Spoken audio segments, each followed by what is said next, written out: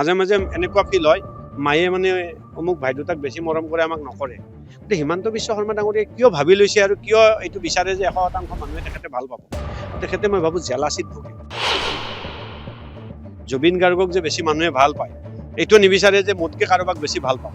সেইকাৰণে জুবিন গাৰ্গ ডাঙৰীয়া ন্যায় বিচাৰিলে হিমন্ত বিশ্ব শৰ্মা ডাঙৰীয়াই ৰঙা চকুৰে দেখুৱাই খং খায়। মই ভাবো তেখেতে তেখেততকৈ জনপ্ৰিয় কোনো হোৱাটো নিবিচাৰে। এইফালে কয় ন্যায় দিম, আনফালে যেতিয়া কয় যে খৰতকীয়া আইনী প্ৰক্ৰিয়া হ'ব লাগে, ফাষ্ট ট্ৰেক ট্ৰায়েল হ'ব লাগে, মই এজন আইনৰ ছাত্ৰৰ কাৰণে বুজি পাওঁ। ফাষ্ট ট্ৰেক ট্ৰায়েল হ'লে ইতিমধ্যে কেছটো শেষ হৈ গ'লহেঁতেন। ফাষ্ট ট্ৰেক ট্ৰায়েল এইকাৰণে নকৰিলে, মুখ্যমন্ত্ৰীয়ে ক'লে যে ফাষ্ট ট্ৰেক ট্ৰায়েল হ'লে গোটেই আছামীয়ে বেল পাব। যদি গোটেই আছামীয়ে বেল পাই কেছটোত তাৰমানে একো মেটেৰিয়েলছ নাই। তাৰ অৰ্থ মুখ্যমন্ত্ৰীয়ে নিজে ক'লে যে এইসকল দোষী, এবাৰ এনেকে ক'লে। স্বতঃস্ফূৰ্ত সঁহাৰি, ৰাইজে ইয়াত কংগ্ৰেছ দলৰ সপক্ষে আছে আৰু ব্যক্তিগতভাৱেও বহু কংগ্ৰেছ দল নকৰা ব্যক্তিৰো আশীৰ্বাদ লৈছোঁ। তেখেতসকলে আমাক এইবাৰ সহায় কৰিম বুলি কথা দিছে। আমি কেৱল বিজেপিৰ দৰে টানি আজুৰি গামোচা পিন্ধাই, বিজেপিৰ মাফলা পিন্ধাই যিটো জইনিং প্ৰগ্ৰেম, সেনেকুৱা কাৰ্যসূচীবিলাক আমি ৰাইজক দেখুৱাই নকৰোঁ আৰু সেইটো এটা বাবু শুভ কালচাৰো নহয়। গতিকে আশীৰ্বাদ লৈছোঁ, আমি ওলোটাকে নিজে সেৱা লৈছোঁ। টিহু মণ্ডলত বিজেপিৰ কাৰ্যালয় নাই নহয়, তেখেতে কাৰ্যালয় ল'ব খোজা নাই, তাৰ মানুহক ল'ব দিব নোখোজে আৰু আমাৰো নাছিল। কিন্তু মই নিজা ইনিচিয়েটিভ লৈ টিহুত আমি এটা ব্লক কংগ্ৰেছৰ কাৰ্যালয় লৈছোঁ আৰু মই টিহুবাসীক কথা দিছোঁ যে টিহু অঞ্চলৰ ৰাইজে কেতিয়াও মোক বিচাৰি বেলশৰ নতুবা নলবাৰীলৈ আহিব নালাগে। যেনেকৈ বৰক্ষেত্ৰী প্ৰান্তৰ মানুহ মোক বিচাৰি গুৱাহাটী যাব নালাগে, হৈ আপোনালোকৰ নিয়াৰেষ্ট এটা ঠাইত মোক লগ পাব। যেনেকৈ টিহুবাসী ৰাইজে, মই কালি বিধায়ক হ'লে টিহুত স্থানীয় ঠাইত মোক লগ পাব, যিটো আজি অফিচত লগ পাব আৰু ভগৱানে শক্তি দিলে তাত ভালকৈ লগ পোৱাৰ আমি ব্যৱস্থা কৰি ল'ম। কাৰণ এইটো এজন বিধায়কৰ প্ৰথম নৈতিক দায়িত্ব হ'ব লাগে। যিসকলে ভোট দি জয়যুক্ত কৰে তেখেতসকলে প্ৰথম মনৰ কথা ক'বৰ বাবে লগ পাব লাগে। কামটো কিমান হ'ব নহ'ব পিছৰ কথা, মনৰ কথাটো ক'ব সুবিধা দিব লাগে। এইটো কথা এইটো বুলি নহয়, বিভিন্ন নিৰ্বাচনৰ সময়ত দেখে নিৰ্বাচনৰ আগত প্ৰশাসনিক বিষয়াসকল এই ৰাজনৈতিক দলটোৰ নিজৰ ছত্ৰছায়াত নিজক সমৰ্থন কৰা ধৰণৰ কিছু ব্যক্তিক লৈ আহে। গতিকে নিৰ্বাচন আয়োগক আমি আজি কৰিছোঁ। অধিসূচনা জাৰি হোৱা নাই কাৰণে নিৰ্বাচন আয়োগক আমি সমালোচনা কৰা নাই, আমাৰ অধিকাৰো নাই। কিন্তু অধিসূচনা জাৰি হোৱাৰ পিছত যদি এনেকুৱা কামবিলাক কৰে, যে অশোক শৰ্মা এজন আমাৰ দলীয় প্ৰাৰ্থী, নলবাৰী সদৰ সমষ্টিৰ এক্স বিধায়ক এজন, তেখেতক আজি টানি আজুৰি নি বিনা কাৰণত গোটেই ৰাতিটো থানাত বহুৱাই থলে। এজন ল'ৰাক বিনা কাৰণত মাৰপিট কৰিলে, আকৌ তেওঁৰ ওপৰতে কেছ জাপি দি আজি তেওঁক আইনী প্ৰক্ৰিয়াৰ মাজেৰে নন এভেইলেবল ছেকশ্যনত আজি জেল হাজতলৈ প্ৰক্ষেপ কৰাৰ ব্যৱস্থা কৰিলে। এই কথাবিলাক ৰাইজে দেখি আছে, চাই আছে। যদি ভয়ে নকৰে, যদি বিজেপিক সকলোৱে ভোটে দিয়ে, মাননীয় মুখ্যমন্ত্ৰীৰ আশীৰ্বাদ যাত্ৰাত যদি সকলো মানুহে আশীৰ্বাদে দিছে, দুই এজন প্ৰটেষ্ট কৰা মানুহক ইমান ভয় কিয় কৰে, ইমান খং কিয় কৰে? গতিকে সকলোৱে ছাপোৰ্ট দিব লাগিব বুলি। এখন ঘৰত 4জন ভায়েক থাকিলে মাজে মাজে এনেকুৱা ফিল হয় মায়ে মানে অমুক ভাই দুটাক বেছি মৰম কৰে আমাক নকৰে। গতিকে হিমন্ত বিশ্ব শৰ্মা ডাঙৰীয়াই কিয় ভাবি লৈছে আৰু কিয় এইটো বিচাৰে যে 100% মানুহে তেখেতে ভাল পাব আৰু তেখেতে মই ভাবো জেলাচিত ভোগে। জুবিন গাৰ্গক যে বেছি মানুহে ভাল পায় এইটো নিবিচাৰে যে মোতকে কাৰোবাক বেছি ভাল পাওঁ। সেইকাৰণে জুবিন গাৰ্গ ডাঙৰীয়া ন্যায় বিচাৰিলে হিমন্ত বিশ্ব শৰ্মা ডাঙৰীয়াই ৰঙা চকুৰে দেখুৱাই খং খায়। মই ভাবো তেখেতে তেখেততকৈ জনপ্ৰিয় কোনো হোৱাটো নিবিচাৰে। এইফালে কয় ন্যায় দিম, আনফালে যেতিয়া কয় যে খৰতকীয়া আইনী প্ৰক্ৰিয়া হ'ব লাগে, ফাষ্ট ট্ৰেক ট্ৰায়েল হ'ব লাগে, মই এজন আইনৰ ছাত্ৰৰ কাৰণে বুজি পাওঁ। ফাষ্ট ট্ৰেক ট্ৰায়েল হ'লে ইতিমধ্যে কেছটো শেষ হৈ গ'লহেঁতেন। ফাষ্ট ট্ৰেক ট্ৰায়েল এইকাৰণে নকৰিলে, মুখ্যমন্ত্ৰীয়ে ক'লে যে ফাষ্ট ট্ৰেক ট্ৰায়েল হ'লে গোটেই আছামীয়ে বেল পাব। যদি গোটেই আছামীয়ে বেল পাই কেছটোত তাৰমানে একো মেটেৰিয়েলছ নাই। তাৰ অৰ্থ মুখ্যমন্ত্ৰীয়ে নিজে ক'লে যে এইসকল দোষী, এবাৰ এনেকে ক'লে। আকৌ সেইজন মুখ্যমন্ত্ৰীয়ে ক'লে যে ফাষ্ট ট্ৰেক ট্ৰায়েল হ'লে দোষীসকলে কালি বেল পাব। মানে ভাৰতবৰ্ষৰ দ্বিতীয়খন আটাইতকৈ ডাঙৰ চাৰ্জশ্বিট। গতিকে সেইখনত বুজি পাব লাগে কি থাকিব, আৰু তাত মুখ্য কথাবিলাক নাই। য'ত মাৰ্ডাৰটো হ'ল তাৰ সাক্ষীবিলাকক আহিব দিছে, যাব দিছে, আৰু য'ত কনস্পাইৰেচি পাৰ্টটো হ'ল তেওঁলোককহে আছামী সাজালে। য'ত হ'ল, আজি মোক বেলশৰৰ পৰা ইয়াত লৈ আহি যদি কোনোবাই মাৰে, ইয়াত কোনোবা নিশ্চয় জড়িত থাকিব লাগিব। ইয়াত জড়িত থকাজনে শাস্তি নাপালে বেলশৰৰ পৰা লৈ অহাজনে পালে, ঠিক তেনেকুৱা হ'ল। ইয়াৰ পৰা কোনোবাই কনস্পাইৰেচি কৰি লৈ গ'ল, তাত যোন জড়িত থাকিল সেই কথাটো কিন্তু আমি দেখা নাপালো যে তাৰ কোনোবা এজন ব্যক্তি এৰেষ্ট হ'ল। গোটেই কথাটো এটা লাইটলি ল'লে, আৰু সেই গতিকে মুখ্যমন্ত্ৰী মহোদয় জুবিন গাৰ্গ ডাঙৰীয়াৰ ন্যায় বিচাৰিলে খং উঠে, কষ্ট পায়। কিন্তু অসমৰ নিস্বাৰ্থ জনসাধাৰণে, যোনে ৰাজনীতি নিবিচাৰে, যোনে কংগ্ৰেছ বিজেপি এজিপি এইবিলাক একো বুজি নাপায়, সেই ব্যক্তিসকলে কিন্তু জুবিন গাৰ্গৰ ন্যায় বিচাৰিবই, আৰু আমি তাৰ পক্ষত আছো। কিছুমান কথা এনে বিৰোধী দলক দোষ দিয়া হয়। মূল্য বৃদ্ধিৰ ইছ্যুত আমি যিমান প্ৰতিবাদ কৰিছো নলবাৰীতে, ৰাইজৰ সহযোগ লাগিব। ৰাইজে মূল্য বৃদ্ধিৰ কথা কয়, কিন্তু ৰাজপথত 1250 টকাটো কাটি যোৱাৰ ভয়ত ওলাই নাহে। অথচ সেই একেটা পৰিয়ালৰ 1250 টকাৰ ঠাইত মাহত 5ৰ পৰা 6000 টকা মূল্য বৃদ্ধিত বেছিকে গৈ আছে।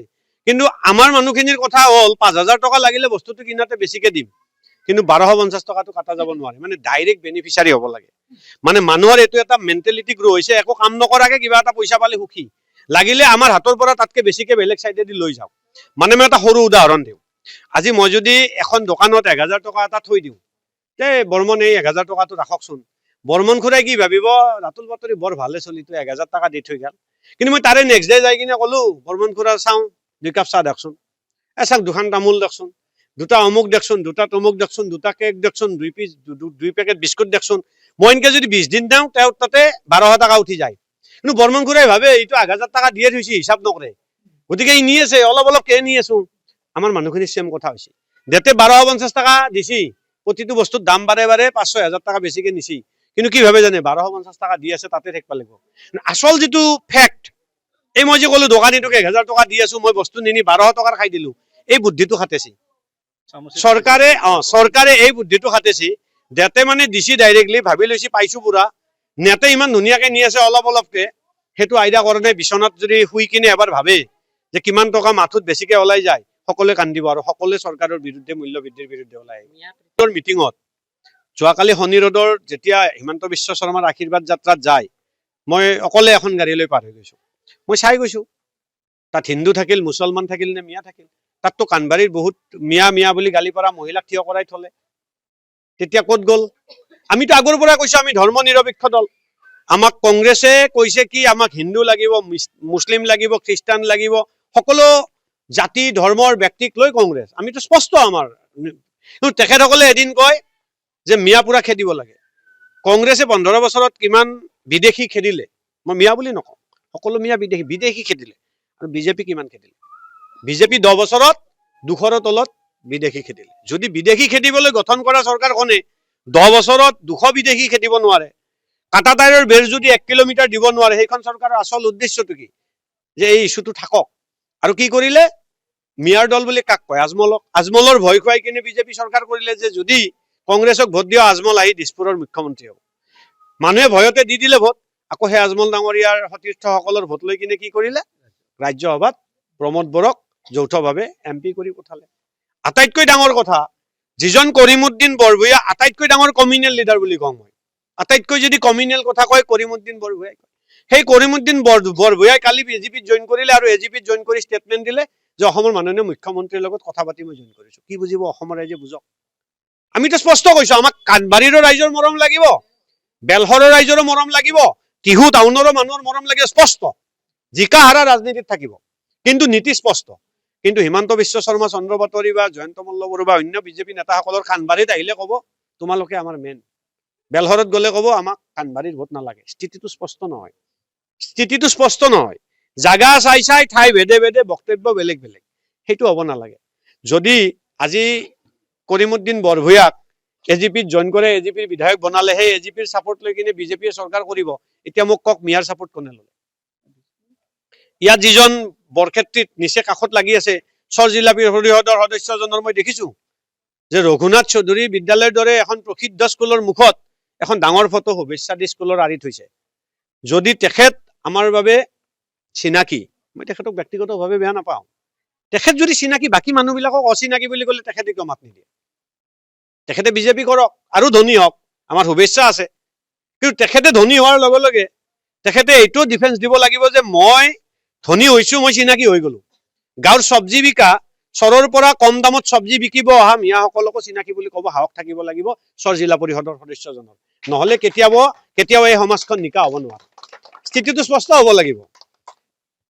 ইভিকশ্যনৰ কথা কয় মুখ্যমন্ত্ৰী ডাঙৰীয়া, কান্ধত ধৰি থাকে বিধায়কসকলক, আকৌ এজন সেই একে প্ৰাক্তন বিধায়কে কয় যে ইভিকশ্যন মই কৰিব নিদিওঁ। স্থিতি কোনটো?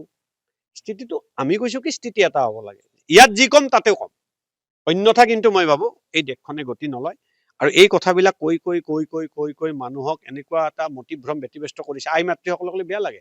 যোৱাকালি 12টা বজাত লৈ নি কিনে ৰ'দত থিয় কৰাই থৈছে, 6:30 বজাত মাননীয় মুখ্যমন্ত্ৰী ডাঙৰীয়া আহি পাইছে। সেই ভৰিৰ বিষ কমাই নাই, মাথাৰ বিষ কমাই নাই। আজি পুৱাই কৈছি 9,000টো লাগে যদি চব যাব লাগিব, পইচা দিব একাউণ্টছত, পইচা দিব একাউণ্টছত। মহিলাবিলাকক নি কিনে এটা জেগাত গাদাৰিং কৰাটো কি বুজো? আমাৰ লগত আঁচনি নাই প্ৰমাণ চাই। কংগ্ৰেছৰ দিনতো আঁচনি দিয়া হৈছিল, কিন্তু আঁচনি দি কিনে সদায় হাৰাশাস্তি কৰা নাছিল। গতিকে মই ভাবো আজি 9,000 টকা পোৱাসকলে ৰেষ্ট ল'ব লাগে। সমষ্টিৰ গোটেই শনি ৰ'দৰ পৰা একদম সন্ধেলিলৈকে। গতিকে চক প্ৰকৃতি ভাল পোৱা মানুহে এনেকে কলগছটো অন্যায় কৰা নিবিচাৰে। এনেকুৱা কৰিছিল, কলগছবিলাক পুতি চাকি জ্বলাইছিল, কিন্তু মুখ্যমন্ত্ৰী ডাঙৰীয়া আহি পোৱালৈকে মই দেখিলোঁ চাকিবিলাক নুমাই থাকিল। এই যে কলগছবিলাক এনেই কাটি দিলে, এনেই আজিৰ দিনত কলগছ বহুত কম। মই কাকো সমালোচনা নকৰোঁ। পূজা হ'ব লাগে ভগৱানৰ, ব্যক্তি পূজা, মোদী পূজা, হিমন্ত পূজা বন্ধ হ'ব লাগে। পূজা ভগৱানৰ হ'ব লাগে। আৰু ভগৱানৰ পূজাও এতিয়া সলনি হ'ল। মই এজন হিন্দু, মই আজি এখন মুছলিম বসতি প্ৰধান গাঁৱত আছোঁ। মই ইয়াত গৌৰৱেৰে কৈছোঁ, মইতো ভয় খোৱা নাই ভোটৰ কাৰণে। মই হিন্দু, মই শিৱ ভক্ত।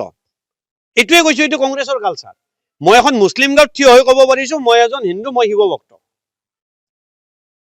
বিজেপি এনেকে ক'ব নোৱাৰে। গাঁও ভেদে কথাবিলাক বেলেগ বেলেগকে কয়। কিন্তু মই শিৱ ভক্ত হিন্দু হ'লে এই গাঁওখন মোৰ কাৰণে বেয়া হ'ব নোৱাৰে নহয়। এই গাঁওখনৰ মানুহে আমাকতো অন্যায় কৰা নাই। গতিকে এই কথাবিলাক স্থিতিবিলাক স্পষ্ট হ'ব লাগে। আৰু লাষ্ট এটা কথা কৈ এৰিছোঁ, ইমান দীঘলীয়া কথা মই টিভিত নকওঁ, মিডিয়াত। আজি আপোনালোকে সুধি থাকিলে কৈ থাকিলোঁ। মোদী ডাঙৰীয়া আৰু বিজেপিয়ে ধৰ্মৰ যিটো স্থিতি সলনি কৰি দিলে। সৰুৰে পৰা আমি বিভিন্ন মন্দিৰত যাওঁ। এনেকুৱা এখন যজ্ঞ নাই যিখন যজ্ঞত সেৱা নলওঁ, এনেকুৱা এটা মন্দিৰ নাই য'ত আমি সেৱা নলওঁ। কিন্তু আমি কেতিয়াও এইটো ভবা নাছিলোঁ যে মন্দিৰত সেৱা কৰিব গ'লে ভিডিঅ'গ্ৰাফী কৰিব লাগে, ফটোগ্ৰাফ ল'ব লাগে। মোৰ জীৱনত আৰু আমাৰ কোনো মানুহৰ জীৱনত মন্দিৰত গৈ ভগৱানৰ আশীৰ্বাদ লওঁতে ফটো ছেছন কৰিব লাগে বুলি আমাৰ কেতিয়াও মন মগজুত ঢুকিয়ে পোৱা নাছিল। ভগৱানক পূজা কৰাতে সেইটো একেবাৰে এনেকুৱা এটা মুহূৰ্ত, যিটো মুহূৰ্তত মানে নিজকে বিলীন কৰিব লাগে ভগৱানৰ লগত। তেনেকুৱা সময়ত মোদী ডাঙৰীয়াই যেতিয়া পুৰা একদম ব্ৰতত বহে, পূজা কৰে, মাকক সেৱা কৰে, তেতিয়াও ভিডিঅ'। যেতিয়া 3 দিন ধৰি ব্ৰত কৰে তেতিয়াও ভিডিঅ'। যেতিয়া মন্দিৰত সেৱা কৰে তেতিয়াও ভিডিঅ'। বিজেপিৰ চব নেতাসকলে এই কালচাৰটো যেতিয়া কৰিলে, আমাৰ দৰে হিন্দুবিলাকক তেতিয়া আমি হিন্দু নহয় বুলি এষ্টাব্লিছ কৰিলে। এতিয়া কিন্তু আমাৰো সমস্যা হৈ গ'ল। আমি এতিয়া কিবা পূজা, কিবা ধৰ্মীয় অনুষ্ঠান মন্দিৰত গ'লে আমি আগতে পিছফালে চাওঁ আমাৰ কেমেৰাটো আছে নে নাই।